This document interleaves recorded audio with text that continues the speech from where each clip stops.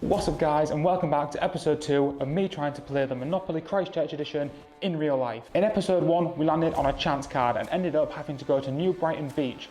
The spin of the wheel decided our method of transport for that video was going to be an e-scooter. Today I'm going to be rolling the dice again and seeing where we end up, but before we do, there were some suggestions for transport left on the last video, so let's add them into the wheel. So we still have the first 6 left from the first video, but let's add in some more. Lee Patterson 4434 recommended a space hopper or even learning how to unicycle, so let's add them into the wheel. And at Blokeston said wheelchair, so let's add that in too. And so there we go, with all of our old ones and our new ones added in as well.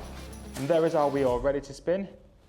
But before we do that, we need to roll the dice. So here is our board. We've got our chance and our community chest cards, and we've got our little dog piece who's currently on this chance. So before we go ahead and roll, let's have a look at where we could be landing today. So we could potentially land on the Antarctic Centre. We've got the punting on the Avon, the Christchurch Adventure Park, the tram, a couple of different malls.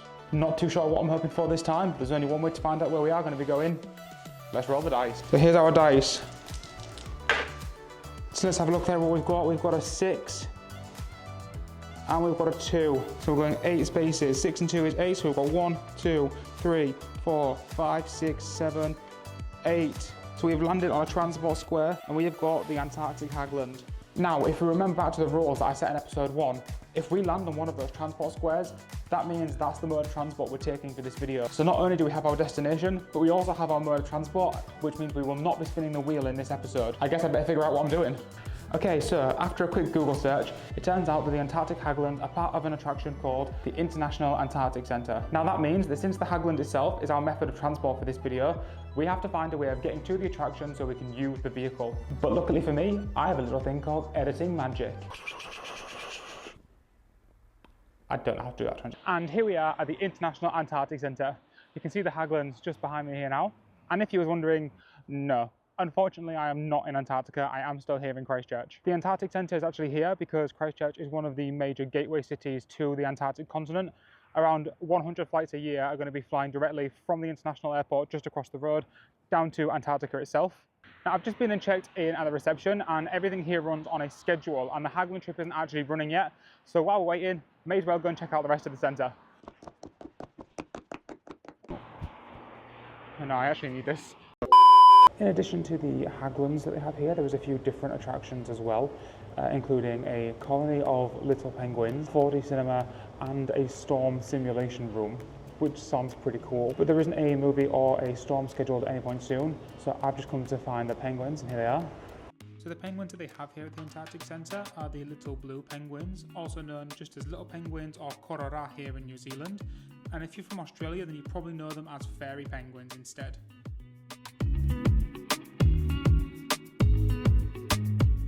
So we've actually got here just before 10:30, which is when the penguins are going to get fed. So I'm going to stick around and watch them have their breakfast.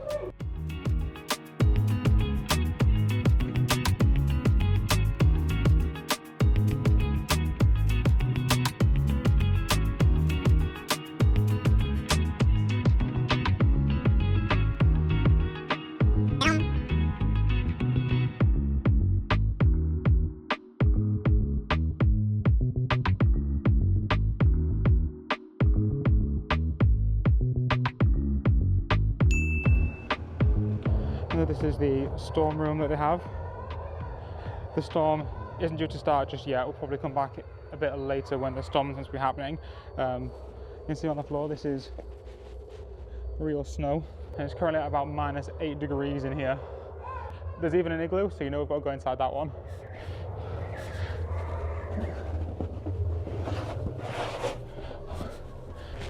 We are now just inside this little igloo. The entrance there behind me. I don't know if it'd be my first point of choice if I was in an Antarctic freezing condition, but I guess it's better than nothing.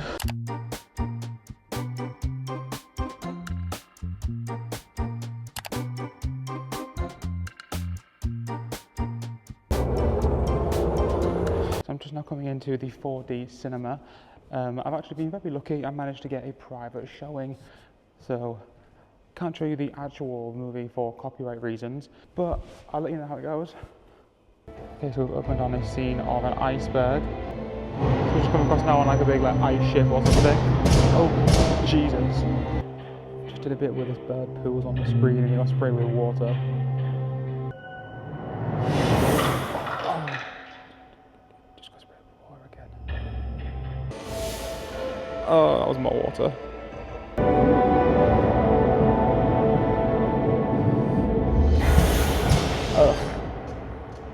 This is Charlie. She's the one that gave us a free cinema screening, so thank you very much. You're welcome. And so now we're just coming into the Antarctic Gallery, where they have lots of different artifacts and exhibits about all things down to do with Antarctica.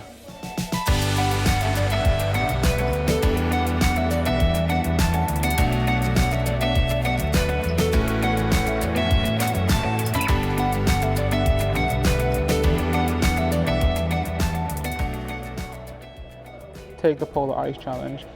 Can you pass the 1 minute mark?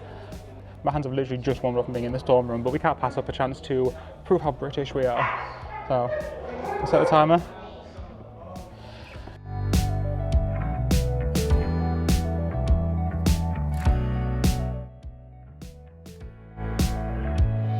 "30 seconds.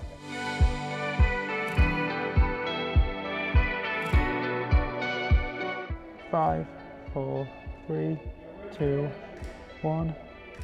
Oh. That wasn't too bad.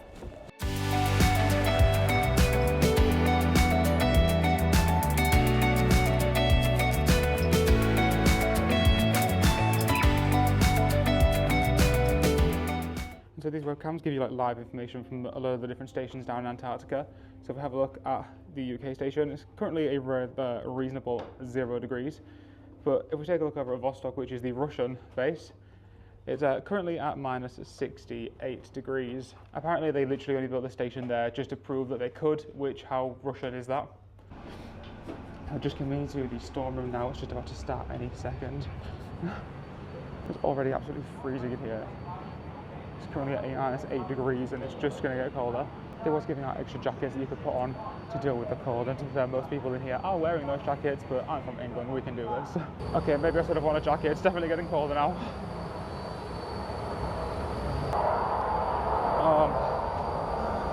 Oh my god, it's absolutely bloody freezing. Apparently now with the wind chill, it's getting down to about minus 18. Oh my god, it's so windy in here right now. If this is meant to be an Antarctic summer, I definitely don't think I can put with that in winter. The guy outside just said that the coldest temperature that it that's ever been recorded in Antarctica was like minus 80 something. And this is only meant to be replicating minus 16. I don't know if you can hear me right now, it's so windy. Go hide in the igloo, see if they actually work. Okay, so there's no light here inside the igloo, but I am inside. Here's the entrance just there. And they actually work. It's considerably warmer in here than it was outside in the wind. I actually can't feel my hands. It seems to be dying down now, so let's make our way back out. Yeah, so the wind speed is definitely dying right down now. It's about 2. What seems to be a reasonable minus 8 compared to what that wind speed just was. Everyone else has now left as well.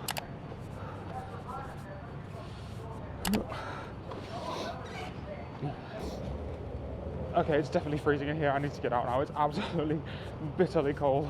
Oh, much warmer back outside.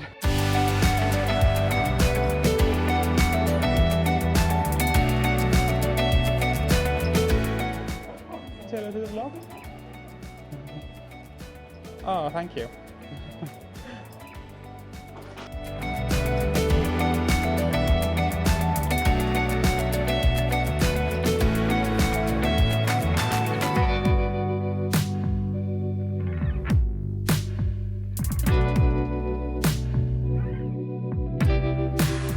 So we've done all the other attractions. It's time for us to complete today's challenge. Let's go ride a Hägglund.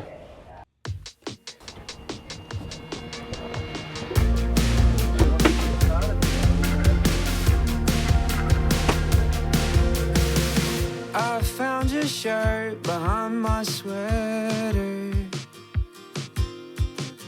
Must have been in there all summer long.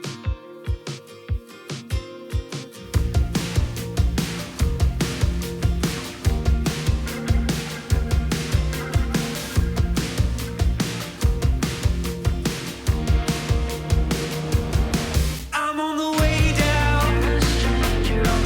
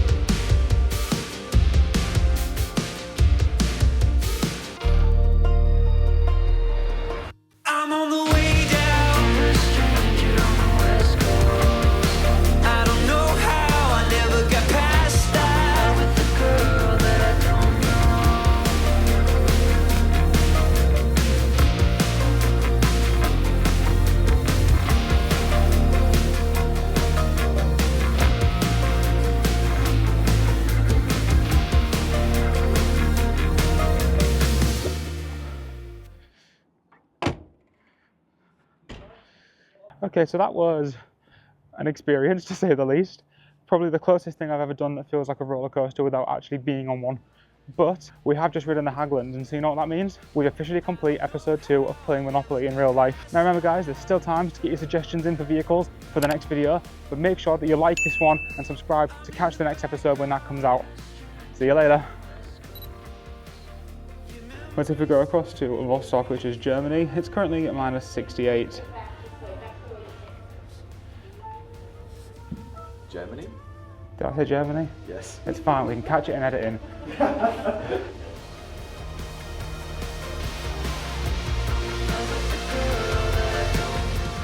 So this is supposed to be like a replica of one of the planes that they would use to go down to Antarctica. Doesn't seem like the most comfortable thing in the world. But at least there's something worse than Ryanair.